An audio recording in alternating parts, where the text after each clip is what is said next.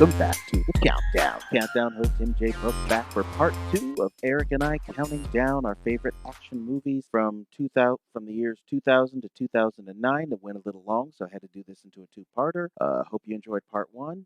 Please enjoy part two, and thank you once again for listening. And enjoy the show.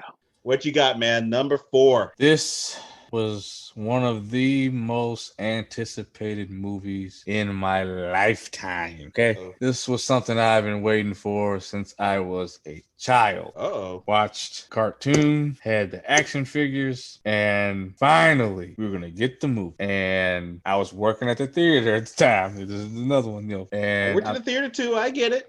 So you probably saw the big standee. They had, I'm gonna give it away right now. We had Megatron on this side. Oh God. And Optimus Prime on this side. Transformers 2007, man. I watched this movie twice in the same day. I think I even bought a ticket the second time, or one of the times, because I worked there, but new releases, they were kind of like, we can't really let y'all in there because we need the seats for the general public. I was like, I don't care, I'll buy a ticket for this. I watched this movie at the first showing, and again we came back later and saw it again. Now, it is again not a perfectly flawless film, but what I cared about was the Autobots and the Decepticons. That's it. Shia LaBeouf, say what you want about his character, him and Megan Fox.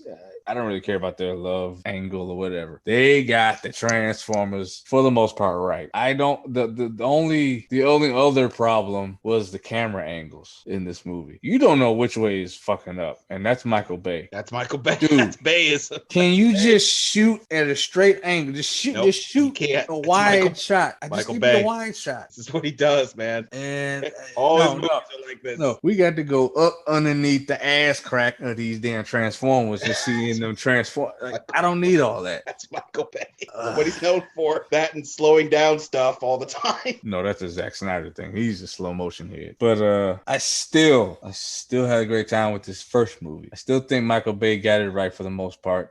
There wasn't too much basiness in this. There wasn't too much. I mean, there was a lot of, be real with this. He had, I can't even imagine him with the camera up Megan Fox's ass in this movie because it was. That and Shia LaBeouf, it got to be a little bit much in this movie. Anthony Anderson got on my fucking nerves too in this movie. Just, I don't know why they had him playing some bitch with this little. He was some scary ass fat dude, IT guy, stereotypical fat IT guy that's nervous around women, that eats, drinks energy drinks and eats donuts all day, but is smart as hell. I didn't, he even played the virgin card. Like, come on, really? It's Anthony Anderson. But I'm a villain guy. I'll always look to, okay, let's get to the bad guy, because that's gonna make or break this movie. If the villain, kind of like wrestling, if the heel's not strong, the feud ain't strong either. We finally get the Megatron voiced by Hugo Weaving, from one of my, he's a very, very underrated actor and is a fantastic voice actor. I think they modified his voice a little bit, but Hugo Weaving was Megatron, and once Megatron is in this, loved it. He was talking shit to Optimus the whole time, whooping his ass, and he's just killing robots left and right, Autobots left and right, and then obviously, movies. It's a movie. It's the first of its kind, so we can't have the bad guy win, But I still enjoyed the hell out of it. They released their new Camaro with Bumblebee when this movie came out. They got the original voice of Optimus Prime back. Peter Cullen. I don't think they could have done this movie without him. Seriously. But everything else, I still enjoyed it. I do. I think this is definitely, between that time, one of the best truly action movie. And actually, my favorite part of that movie is actually when the first Transformer talks is Barricade, the police car, the Mustang. It's a Saline Mustang. Sorry, I'm a car guy. It's a Saline Mustang, which means it's a longer, bigger version of the Mustang. And when he transforms and attacks Sam, I was all in. So yes, I love this movie. Thought it was great. Still think it's great. Unfortunately, the sequel, while still action packed, had a lot of flaws. Yes, number 4, Transformers. Okay. All right. I'm going to try not to get on a soapbox. I'm older, so obviously for me, Transformers, that's my childhood. I was Generation 1, Transformers, watching that cartoon show alongside other shows like Turtles, G.I. Joe, Thundercats, huge with the Transformers. So as big as you are with the Transformers, I may have been even bigger in some respects. And I'm even looking at an Optimus Prime figure that I have, looking right at it. Optimus is right there. That movie, though, was bad. It was bad. And it got only worse with that second one, which I walked out of. I didn't even finish it. And you can guess what made me walk out. Those two big robots. Yeah. the two nigga the bots. nigga robots. That's what made me leave. As soon as I saw them nigga robots, I was like, that's it. I gotta go. That's it. I'm done. I cannot stay here and watch these two. I mean, come on. Seriously, you really just did this. Big lip, big ears, talking foot. Are you out of your mind? Good luck. Good luck doing that kind of thing today. They would not get away with it. They would not get away with it. Somebody would ream them for that. Oh, shit. I mean, that was despicable. I mean, come on. I expected him to have baggy clothes on and shit. I mean, it's like, come on. Where's your chain? I mean, what the hell? One of them had a gold tooth. It's like, it was ridiculous. Oh, man. Whew. The first one is the only one I can tolerate, but had it not been for Peter Cullen, I wouldn't have even tried to watch it. I do own that one, but I can't watch it. I just can't I can't bring myself to watch it because of Michael Bay and his Bayisms. I can't stand Shia LaDouche, as I like to call him. He just absolutely annoys the piss out of me in this movie. I love looking at Megan Fox. I mean, that's nice. I can look at her, but yeah. I felt the same. I was waiting for a live action Transformers and I went to the theater excited, watched it, and I kind of left disappointed. And I've said it before, Michael Bay needs to stop raping my childhood because he would do it later with Turtles. And God, what he did to Turtles, it was a train wreck. But I prefer still the original Generation 1 Transformers show, and I even prefer the original animated Transformers movie, even though I cried because they killed Optimus. You bastards, they shouldn't have done that, and they regretted it. But yeah, Transformers, that broke my heart. It broke my heart. But I can tolerate you having it. I understand. I accept it. It's cool. In some ways, I'm glad it's mentioned, but it broke my heart. It crushed me. I wish it was better. But I'm glad Peter Cullen was there. And I did like Hugo Weaving as Megatron. That was a nice choice. I didn't know how that would work, but I did like it. He did a very good job as Megatron. He was very believable. All right. When I tell people it was Hugo Weaving, they don't believe me. And I'm like, oh, it's totally Hugo. I don't know why people would doubt it. Number 4.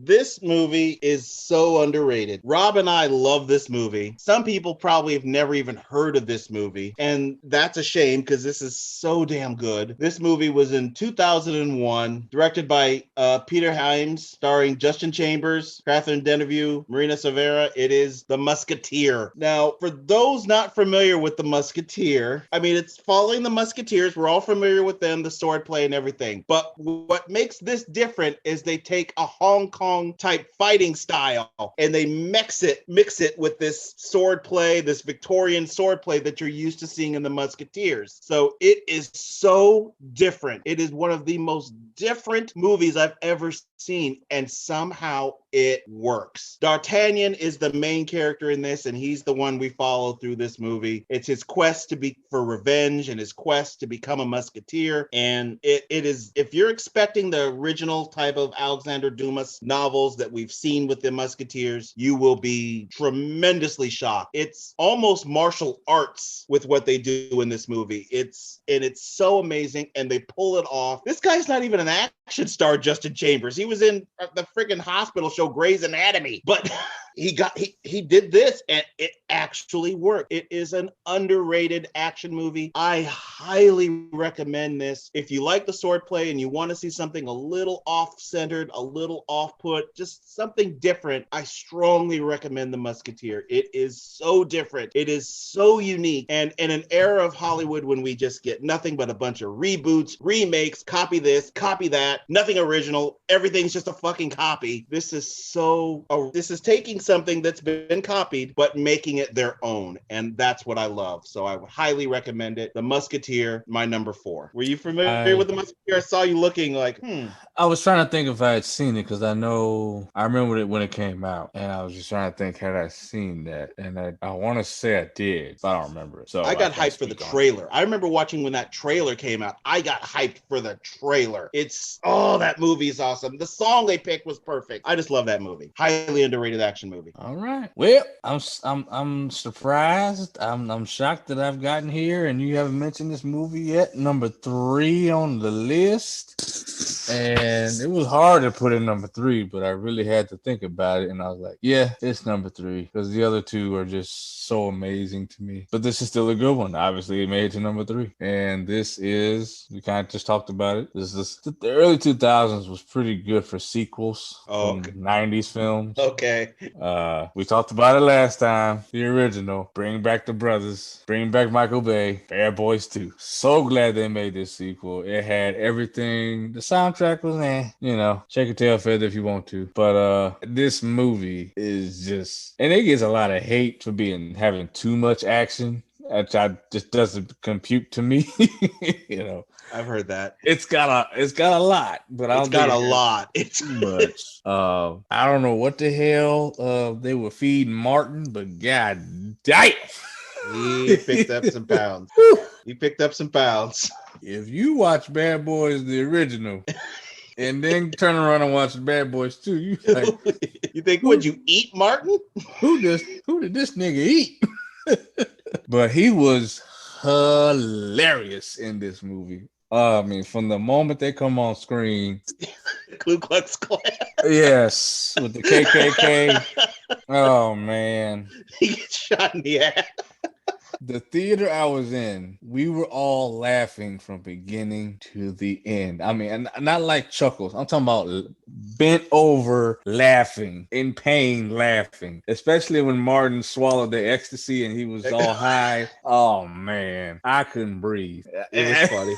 It was funny. This movie, I mean, it is a lot of action. It's a lot of, kind of, there's some Fast and Furious elements to it, but I think it's done better. For whatever reason, the shots in this movie look way better than Transformers, and this was done before Transformers. I don't know. Michael Bay just lost his fucking mind, I guess. I don't know. Maybe he had some of that X. Oh, definitely. He was probably coked up on set of Transformers. But I just love this movie. I love the chemistry between Will, Mike Lowry, and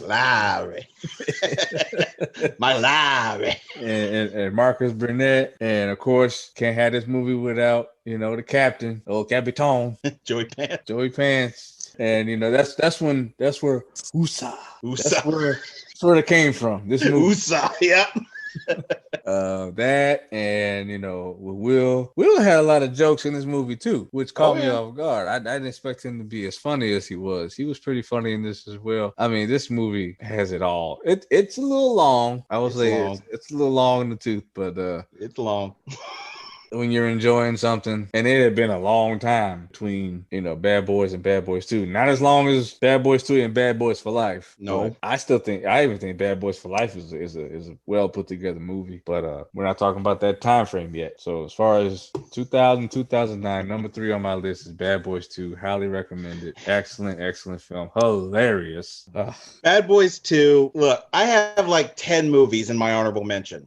What I do is I actually save some honorable mentions to the end of the show, so I don't reveal so much. I have Bad Boys 2 as an honorable mention. Of the Bad Boy movies, and this is not a rip, it is the worst one. It's not a rip. Something has to occupy that. Yeah. So that's why it didn't make it into my 10, because I do think it is the worst one. Yeah. And it was the worst of just 2 before we just had a new one. And in some ways, I think the new one, in some ways, is better than the original. You know why? It's Michael Bay didn't direct. Michael Bay, yeah. Yeah. But I'm glad you mentioned Bad Boys 2. I felt bad that I couldn't put it in. I'm pretty sure Eric is going to cover me on this one. I'm pretty sure he's going to cover me. I can't do it. I'm sure he's got my back. So thank you for having my back. I couldn't do it, and I felt bad. Gotta represent. I appreciate you representing. My number 3 changed the career plot of an actor. Before this movie, some people probably knew who he was. I knew who he was, but his plot changed after this movie. And we've talked about movies that out of nowhere become a hit. This out of nowhere became a hit, spawned a franchise, and has had a TV show. And didn't see that coming from one little movie about a guy with a particular set of skills. Oh God, no. Oh yeah. Liam Neeson, Maggie Grace, Famke Jensen, Taken. I did not expect to like this movie. I love Liam Neeson. He was Darkman, the original Darkman. His first starring role was Darkman. I love that movie. So I always have kind of followed Liam Neeson around. So when I was watching the trailer for this, I'm like, oh, this looks pretty good. Watched it. He kicks ass in Taken. And it comes completely out of left field. When you look at him, you don't think he's somebody that could do this shit. And he's just a wrecking ball in the movie Taken. And it's all as an understandable thing. He's this ex-CIA agent whose daughter is going across Europe with her friend, and they get taken. And we've seen the line, we've seen the scene hundreds of times where he's talking to the guy on the phone, talking about he's got a particular set of skills that can make me a nightmare for people like you. And he, of course, the guy tempts him and he says, good luck. And well, he had some pretty good luck. The guy he was talking to sure as hell didn't, because he had, you could argue, one of the worst deaths of the whole damn movie. But Taken, this franchise, did not expect this to be a franchise. Love that movie. Love the second one. Third one got to be a bit much, a little bit, but I still have it and own it and enjoy it. The TV show fucking sucked. And I've heard rumors of a Taken 4. You know what? I would be in it. I would watch it. I would totally watch it. I'm a sucker for it. I love Taken. I don't care what anybody says. This is a guilty pleasure. I friggin' love this movie. I have a Taken t-shirt, so love it. My number 3, Taken. The original, which is the one you're speaking on. Yes. Is the one. Is the one. The other two? I like the second one. The third one is where it went off the rails. The third one, it went off the rails, but I like it. I can watch it. I can't. I haven't watched it since. I watched it one time, and I refuse to watch it again. I get it. I can understand why. Yes, it was a way for Liam Neeson to revitalize his career. The only problem with that is every fucking thing he makes now is Taken. It's like Taken. It's a copy. Yeah. It's like, dude, can you just make something? No, everything he makes is a version of Taken. And Taken spun off a ton of other movies that wanted to be Taken, and they weren't. It created the genre. That's why it's on here. This created a genre. It created it. Yes. And when you can do that, there's something to be said about that movie when you create a genre. So, agreed. All right. Runner up, sir. The one that just didn't quite make it. Oh, man, this was tough. You know, we talked about it earlier. When a sequel outdoes the original, that's saying something. And there aren't many that do it. But to me, this one just edged out that original, just barely. What I think it is. And you already talked about it. I knew it. Dwayne "The Rock" Johnson made his feature film debut in The Mummy Returns. I was so amped and excited. And The Rock being in it was just a cherry on top. I wanted to see this anyway. Then he's in it too. I'm in the prime of my wrestling fandom, and The Rock is in this movie. Oh, I'm there. I'm there times 10. And this is why it's so important to do whatever you have to do. Bring back the original cast. All of them. They brought back everybody from the original. And that's why this one worked, okay? It also had a great story. The dialogue made sense. Their son, like you said, it was a perfect combination of Rick and Evie. Perfect combination of them both. Mm-hmm. And then you added all the other characters. I mean, it was great seeing Imhotep back. Anox from the Moon was reincarnated. And they gave us all the callbacks with the scarabs. They gave us of course they had to have the nigga taxi with the hot air balloon. Oh man. At least he lived. Yeah, at least he lived. Didn't get shot in the ass. Nope. I really appreciated it. And I was waiting. I was like, okay, well, we got Imhotep already. And we got Rick. They keep talking about the Scorpion King, but he's dead. So who's gonna be the final boss? That's what I was thinking watching the first time. And I shit you not, my skin was crawling the first time I saw this. When those two double doors open and that giant scorpion comes crawling, I'm like, Oh shit. I was, fuck. Like, oh shit. You So, in some trouble, Rick.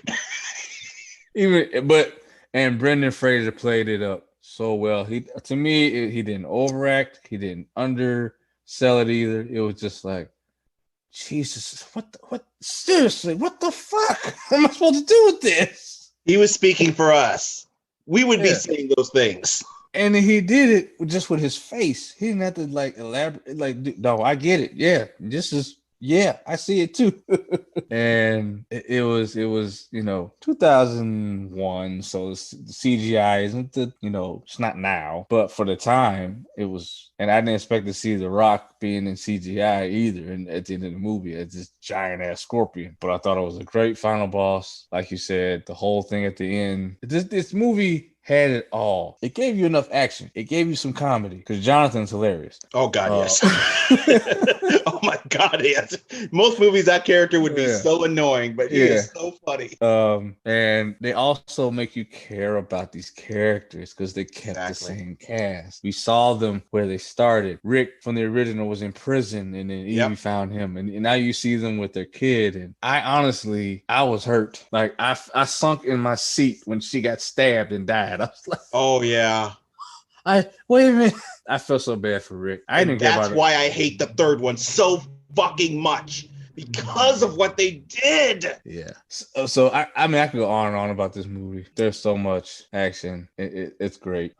It's my number 2. It was this close to being number 1, but there's just one more. There's just one more that edges it out. I ain't mad at you. Sometimes Hollywood doesn't have to try so hard to make a hit. That they had no idea those movies were going to be hits. It was just one of those things that it came out the right time with the right people in front of them, in front of the screens, and it became huge. So sometimes Hollywood doesn't just need to try too hard. But I'm glad we both had The Mummy Returns. It deserves it. That movie kicks I knew that one was going to be on both of them. Oh yeah, that movie kicks way too much ass. I might end up watching it now. I'm kind of feel like I need to watch The Mummy now. So good. All right.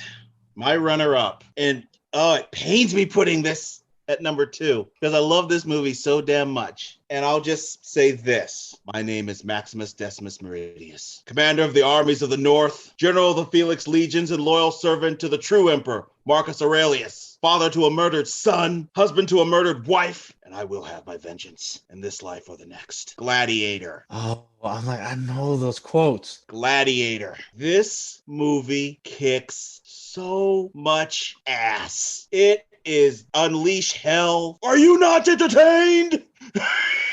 I mean, these lines still get uttered. Oh, yeah. They still say this stuff. This even crossed into wrestling. This crossed into hip hop. Jay-Z sampled this movie. I mean, this has become so popular. I mean, when WrestleMania went Hollywood and they were doing all the skits, Stone Cold was Maximus Meridius, and it fit perfectly. Like I said, Jay-Z sampled that very quote on the Black Album. Gladiator is just a perfect movie, directed by Ridley Scott, starring Russell Crowe, Joaquin Phoenix. Joaquin, before this movie, people weren't mentioning his name too much at this time. Before this movie, that changed after Gladiator, and I remember watching him on a Superboy TV show. So it's not like I thought of Joaquin. Everybody was talking about the other one, River, which rest in peace, River Phoenix. But Joaquin got our attention. He got my attention for the first time with Gladiator. That was just an Academy Award-winning performance that he did in this damn movie. He was such a despicable son of a bitch in Gladiator, and he played it so perfectly, which that would come about later. But Russell Crowe, just perfect in this movie. He had kind of a shadowy past back then because he was a little bit of a womanizer, whatever. But this movie was just so damn good. He stars as Maximus Decimus Meridius, who's basically this is Spartacus in some respects. He's sold into slavery after being turned on by Joaquin Phoenix's character. And I said the line, he is out for revenge and he will do whatever it takes to get revenge. I am not blowing this ending. This movie is too fucking good. Please, if you are one of the few people on this planet that have not watched Gladiator, I don't know what's wrong with you. This movie is wall to wall action and it's got a great story. Great acting. This is when Ridley Scott was still able to do some good movies, as far as I'm concerned, because he's kind of fallen off the wagon. This is just so perfect. I heard people talking about they should make a sequel. I'm like, fuck no. Don't you dare make a sequel to this. Leave this alone. No prequels. Leave it alone on its own. Gladiator, an amazing movie. I have a 3-disc set of this movie. It is just damn awesome. Rob and I talk about this movie a lot. Gladiator, just barely did not make it as number 1, but its place on this list is secure as the runner-up, number 2, Gladiator. Please watch it. For if anything, just for the line delivery in this movie. The line delivery is awesome in this movie. Gladiator. Oh man, I've Couldn't seen ignore it.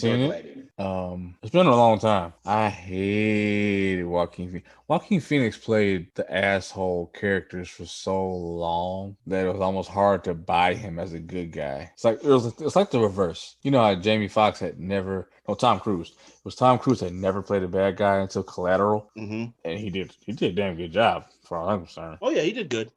This was the reverse. Tom Cruise. This guy's an asshole and everything. And he's done a few movies where he was a normal good guy, but to me it just doesn't fit. If we were talking wrestling, he's a heel. He's a natural born heel. That's all he'll ever be. He can cross the middle line between face and heel because that's Joker. That's both. He's in the middle. I think Russell Crowe is better at both. Because I believed in him in this movie, but I couldn't. I mean, in the best way, I couldn't stand him in Unhinged, the latest movie he just did. Oh, I saw that. Great movie. I thought he really he was a prick. Tapped into something in that movie. He was an asshole. And when you look at him, why would you be intimidated? He's a fat pile of shit. But I'll just say that scene in the restaurant. That's all I'll say. That's all I'm going to say. Just that. And the way he was whipping that truck around like a sports car. He's good at playing an asshole. And that's, well, from what I've heard, he's an asshole. So sometimes that just makes you better at playing an asshole when you actually are an asshole. I heard he's lightened up a bit, but he was a major prick back then. I can see it. I can definitely see it. Okay. What is number 1, sir? I'm interested. What is number 1? Man, back and forth on this. And I ask myself over and over again, is it really? Yep, no doubt. No doubt. And keeping with the original action movie show, this actor was also in my number 1 in the original. Is in number 1 in this one. And I'm cheating, but like you said earlier, I don't care. Because without this character, there is no MCU. Blade 2 is my you outright cheated. Movie. I don't care. You outright cheated, man. No Marvel or DC. Don't care. This is before the MCU and before the DC. Still Marvel. This is Blade, man. It's Marvel. They took what they did with the original and they turned it up. They just told Wesley, just go. Because from the moment this movie starts, he is kicking ass. And every scene he's fighting, he is kicking. It's only one CGI spot where I was kind of like, yeah, that doesn't look good. But the rest of the movie, I actually love. This is an action pack. This is also directed by Guillermo del Toro, who to me is a genius. Ron Perlman he directed both our comic book movies. Ron Perlman again. Ron Perlman's in this one too. Again. Yeah, who plays the racist redneck in this movie? It's kind of comedic how he ended up doing Hellboy after this, but this movie just had it all. I mean, it is bloody as hell. I don't even know where to start. I don't know where to finish. They just took everything that they did right in that first Blade and they just expounded it. They took what Wesley could do well and they added on to it, if that's even possible. And they just said, let's just make this what it is. It's an action movie. Let's just make it action. It had a story. It made sense. They brought back Whistler. They introduced a new character. Scud, which I never could get with that name. Played by my man from Walking Dead, Norman Reedus. I really like Luke Goss in this as well. There's Nomak, and of course, we're talking Fast and Furious. Matt Schultz is in this as well. It's I really just enjoyed this movie. I watched it so many times on VHS, DVD. I mean, you name it. And Wesley was my dude at the time. So it just it only makes sense. This is my number one. I know I'm cheating, and I'm sorry, man, but I just wouldn't be being true to myself if I put anything else number one other than this. Okay. And in the end, and I'm not gonna give it away, but when he rises up at the end, there's some WWE action in there too. He whooped some ass, and Wesley. Yeah, he did. He did a suplex. Yeah, Wesley was unleashed. He did a suplex, which I've never really seen somebody do a suplex in an action movie. It's unique. Yeah, and he held it. Held it like a pro. And it was perfect. That was a perfect suplex. Yeah. This if we were doing, just a movie review, this would get a solid A plus. Not an instant classic? Instant classic, all that. It is absolutely from 2000 to 2009 to me, my favorite action movie. I know you said we're going to talk about some that we couldn't make the list at the end, but there's one I tried so hard. There's only one I really want to mention. I tried so hard to get on here and I couldn't do it. But all right. It's okay. Blade 2. All right. It's a great movie. It's a great movie, obviously. It's a great movie. No problems. It may get mentioned when I do the best comic book movies. Blade somewhere is going to get thrown in there regardless. It's just whether it'll be Blade 2. Blade will definitely get mentioned. And still nervous on the new Blade movie when it comes out. We'll see how that works. Well, I mean, they cast somebody that looks just like Wesley, so it's not really. I'm still nervous.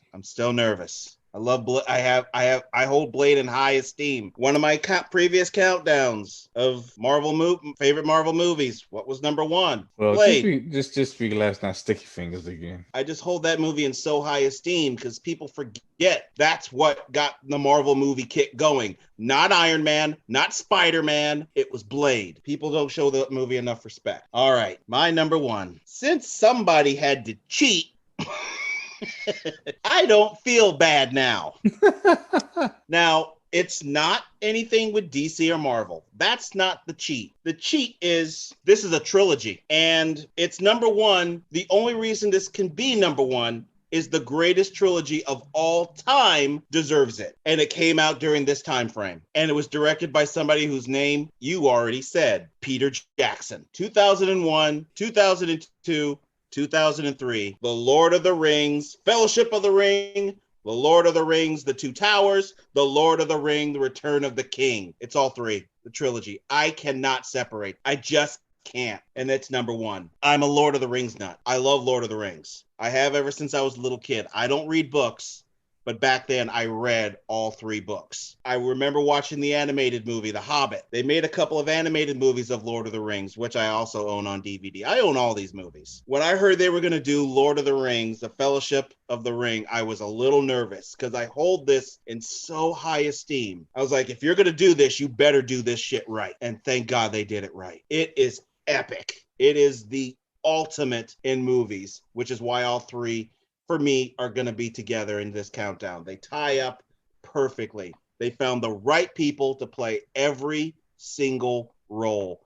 I have posters, ring, you name it. I have so much material of Lord of the Rings, including a poster that is extremely rare that I don't even let anybody see because it's actually worth something. Lord of the Rings is the greatest set of movies there has ever been. It's the perfect trilogy, and I say it all the time, but the reason it's perfect is because each movie got better. Damn it, movies just don't do that. Blade didn't do that. Star Wars didn't do that. Star Wars did not do it. None of them did it. The original trilogy didn't do it. It peaked at Empire. Yeah, it peaked at Empire. Yes, it did. It peaked at Empire. The second trilogy didn't do it because the first movie fucking sucks because of Jar Jar. Yeah, Jar Jar killed that movie. And I'm not talking about the new one. So this franchise was so perfect. Peter Jackson got to do King Kong because of this. Had he not done this, King Kong wouldn't have been quite so long. King Kong was long because of this. I thought they came out in between. I thought King Kong came out in between. It came in between, but it was because of Fellowship. What he did with Fellowship allowed him to do King Kong. Okay. And it allowed them to just say, okay, you can go do whatever you want, which ended up being a mistake. I still like that. I mean, obviously. I know you do, but it shouldn't have been that long, and they shouldn't have had Jack Black. Definitely shouldn't have had Jack Black. But the Fellowship of the Ring, like I said, there's just, I could watch these movies forever. I own them multiple times. I own the original set of the movies when they first came out, and then I went and bought the the DVD special editions, which each movie is like an hour longer, and I don't care. I can watch it. Return of the King is basically 4 hours long, and I don't care. It's good. I watch movie marathons. I will watch them straight through. It takes a day, but I've done it. And of course, it was lead to The Hobbit. The Hobbit being good, but it does not compare to the Lord of the Rings trilogy. It's number one. It's epic. I could talk about this movie all damn night, but I won't.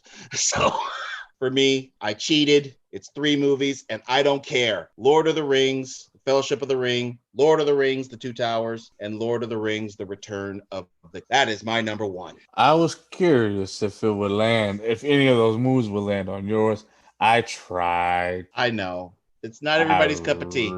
And I wanted to like it because I was like, well, I like Star Wars. Looks like Star Wars just in a different time frame. So I was into it. I don't know. I made it to the first one. I was like, I don't know. I couldn't get through. I get it. The second one. But one day, I will give them all a shot. I think if I really sit down and pay attention and focus, obviously the first one I can get through. The first one makes sense. I get it. You know, Sauron's pretty much, you know, the Emperor. If we're comparing to Star Wars, you know, I get it. I really do. And there's some cool elements to it. But I don't know why I just can't get through those next two. I don't know what the disconnect is. You know, look at Pirates of the Caribbean is kind of akin to it's one of those epic trilogies. It's an epic film. The 1, 2, and 3, like Pirates, like Star Wars, they're epic. Like you said, Peter Jackson does epics. That's all he does. So yeah, no, I get it. And while some people may think it's cheating, I mean, kind of is, but it's a series. I mean, really, when you look at it, that those 3 films could be looked at as one because of how they're shot. So I can give that a pass. Couldn't separate them, so that's my little bit of cheating. Unlike Disney, who butchered the hell out of that last Star Wars series. I always saw the first one. It started good. No, it didn't. No, it didn't. No. I hate that thing. You would really hate the next 2. I'll never find out. I'm not going to watch them. Because continuity is non-existent. I've already been down this road. I did a Star Wars countdown show. I've already gone down that road. I will never watch those movies. But the movie that I tried to fit on here that I just couldn't do it, and I tried every angle, was Avatar. Oh God! And what it was it's an epic movie too, and it's kind of generic, and the story's pretty cookie cutter, you know. But it's the one 3D movie that was actually 3D. Like when you're at the theater, every single part of that movie is 3D. Not like when you go watch Avengers and there's maybe 2 parts that, you know, jump out at you and it's quick. No, this was an immersion into the film, and I haven't seen it since. Nobody's done it since. Probably because it costs a lot of fucking money. Yeah. I'm just gonna run quick down the few little honorable mentions that I didn't mention. Shaft with Samuel L. Jackson. I love that movie. I don't care what anybody says. Tears of the Sun with Bruce Willis. First Resident Evil movie. Hancock with Will Smith. I love that movie. Oh, that's another one. I had on my list. I was actually called Hancock for quite a while because people were like, "That's how you act, Book." I'm like, what the hero at the end. They're like, no, how he was at the beginning. I'm like, The asshole at the asshole. beginning. you calling me the drunken asshole? He's like, well, that's kind of how you act. I'm like, fuck you. Well, the shoe And fits. the Chronicles of Narnia, the Lion, the Witch, and the Wardrobe, pretty much in the same lines as the Lord of the Rings, but That's not the as only one good. I've seen. The first one's the only one good. And just a little side note, I don't know why I love this movie. It's a guilty pleasure. Assault on Precinct 13. I don't know why I like that movie, but I like it. Are you talking about Ethan Hawke? Yeah, I don't know why I like that movie. And for Rob, because he introduced me to this, Blood and Bone. Never seen it. Blood and Bone, man. They've tried to get me to watch that thing. Blood and Bone kicks ass, man. Blood and Bone. I know. And finally, Triple I X. love. Oh, I have Triple X on my list too. I love Michael Jai White. I think Michael Jai White is vastly underrated as an actor and as a martial artist. He came up in the wrong time. He came up in a time of Van Damme and Steven Seagal. So that's kind of what hurt him. It's all right, but he's legit. Oh, he's legit. Like, he's totally legit. I mentioned Universal Soldier: The Return in the '90s, but he was a big part of it because it was like, oh, we got a black guy, and whoa, he's legit a martial artist, and not only that, ripped to the bone. I've always thought that if they made another Mortal Kombat movie, he should play Jax. I don't know why that's an easy choice. But hey, I guess one of these days I'll check out Blood and Bone. Yeah, check it out. That's our countdown, folks. Now I'm gonna give you a chance to do some plugs here, sir. You got anything to plug? I'm sure you do. Of course, you are the host of Third Generation Wrestling, so say what you got to say. Check out 3GW on Instagram, Facebook, Twitter, mostly Instagram and Twitter. Tweet along with wrestling shows. We are a wrestling podcast primarily, but we're also on YouTube. Check us out on Third Gen Wrestling. Search Third Gen Wrestling under channels. Find us on there. You can watch the video version of the episodes. There will be different types of content coming out here soon. On top of movie reviews, we'll be doing some reaction videos as well throughout the week. So there'll be more content coming your way. Make sure you check us out. We review not only the current product, but retrospectives as well. A retrospective will be coming out very soon, chosen by your countdown host, MJ Book. So be on the lookout for that. And yep, that's pretty much it. I actually have a couple of countdowns of wrestling that I wouldn't mind giving to you guys because I have a lot of wrestling ones. There's a couple that I think would be interesting. One of them kind of goes in a completely different direction than you've gone before. So that's what makes it a little more interesting. I'll tell you off air what that one is. But speaking of countdowns, there is one that myself and my co-host did, the Ambassador Rob. We did the worst gimmick matches. And if you've ever watched wrestling, you know there's some terrible gimmicks out there. So, and that one was just toward the end. It gets pretty hilarious. So it's a funny episode. It's funny. And of course, this is the countdown. And if you have any ideas for the countdown, if you have your own list you want to share with me, want to tell me what you think, any ideas, let me know. There's several ways you can let me know. You can send an email over to me. Just send it to the countdown2020@gmail.com. I'm also on Facebook. Go to the Facebook page. Just search at the Countdown 2020 Podcast 1. You can also listen to the show on there. I'm on Twitter. Just search at the Countdown PO1. I am also on Instagram. Just search the Countdown 20. You can listen to the show over on Spotify. Just search the Countdown 2020. I'm also on Amazon Audible. Just search the Countdown Podcast. I also have a YouTube channel. Just search the Countdown Podcast with MJ Book. It's split into definitely different elements. You got the audio podcast, video podcast, which is unedited. I do not edit the video except adding in the intro. So you get to see everybody as they are and all the long pauses that we really do that I have to edit out later. And of course, all are available through podbean.com. Just search the Countdown Podcast, or you can go on and search the website for that just to access all the episodes, the countdown2020.podbean.com. Please like, listen, follow, and subscribe. I don't survive without you, and I appreciate everybody who listens in. Want to give a quick shout out to incomtech.com for the royalty-free music by Kevin MacLeod, Ice Flow, that you hear at the beginning of end of every episode.